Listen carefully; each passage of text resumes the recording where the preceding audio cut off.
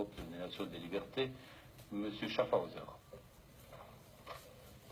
Je voudrais d'abord remercier mes collègues, une fois n'est pas coutume, pour leur pertinence sur l'analyse du Congo et plus particulièrement M. Pittella. C'est un pays que j'aime beaucoup.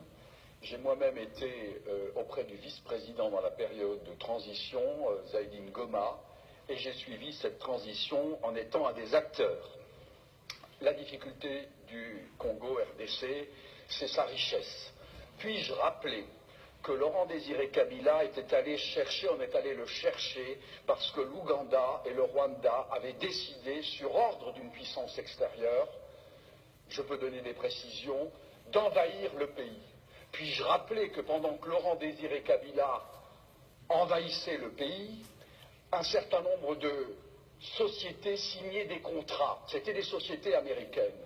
Puis-je aussi rappeler que lorsque Laurent Désiré Kabila se retourna en étant un patriote pour son pays, on décida, ici à Bruxelles, j'ai eu l'information, je peux dire de qui il est décédé depuis, son élimination, et qu'on est allé à Washington chercher également l'ordre, et il fut éliminé 15 jours après. Et puis-je rappeler qu'on est allé chercher alors Joseph Kabila en se disant, ce jeune, on le manipulerait parce qu'il n'était pas il était de nationalité rwandaise et qu'on allait en faire un président. Tout ceci est de la manipulation.